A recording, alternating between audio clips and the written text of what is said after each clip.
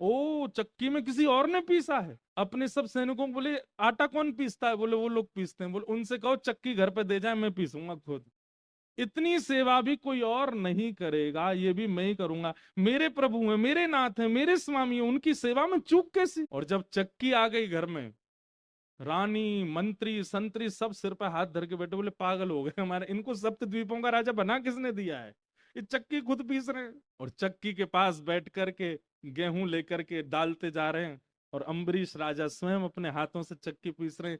इस दृश्य को देख करके ठाकुर जी रोक नहीं पाए स्वयं को, और अम्बरीश राजा के मंदिर में बैठे ठाकुर जी सचल प्रकट हो गए, और दौड़ करके जाकर के अम्बरीश को हृदय से लगा लिया। बोले तुम्हारी भक्ति से मैं बहुत प्रसन्न हूं, तुम्हारे पास क्या कमी है? अरे कोई एक नगर का राजा होता, एक देश का राजा होता, तुम सप्त द्वीपों के राजा हो। तुम्हारी भ्रकुटी टेढ़ी करने पर देवता भी हिल जाते हैं, और तुम यहाँ चक्की पीस रहे हो मेरी सेवा के लिए।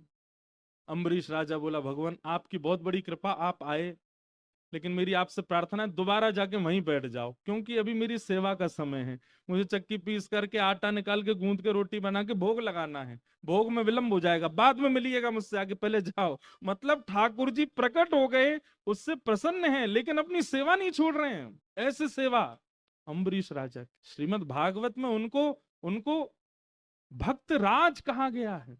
एक दिन अम्बरीश राजा चक्की पीस रहे थे, जेठ का महीना, भयंकर गर्मी, तो अम्बरीश को पसीने आ गए। अब अपने पसीने नहीं पहुंच रहे हैं, क्यों? क्योंकि कहीं एक बूंद भी गिर गया आटे में तो सेवा खंडित हो जाएगी। अपना मुख दूर करके ऐसे चक्की पीस रहे थे। इतने में ही अम्बरीश राजा को लगता बड़ी ठंडी ठंडी हवा आ रही है, और हवा में चंदन की सुगंधी, इत्र की सुगंधी, केसर की सुगंधी आ रही है। अम्बरीश राजा ने नेत्र खोल करके देखा तो ठाकुर जी बगल में खड़े अपनी पीताम्बरी से हवा कर रहे थे। अम्बरीश के तो नेत्र सजल हो गए, चरणों में गिर गया। वो भगवान ये क्या कर रहे हैं आप? ये आपको शोभा नहीं देता है। आप परमात्मा हैं, आप भक्त की सेवा नहीं कर सकते। तब भगवान कहते हैं अहम भक्त पराधीन। अम्बरीश तुमने कभी विचार किया कि तुम सप्त द्वीपों के राजा हो और पूरा दिन मेरी सेवा में रहते हो? सप्त द्वीपों का संचार कैसे होता है? जब भक्त अपना संपूर्ण मुझे निवेदित कर देता है तो फिर उस भक्त का जीवन कैसे चलेगा?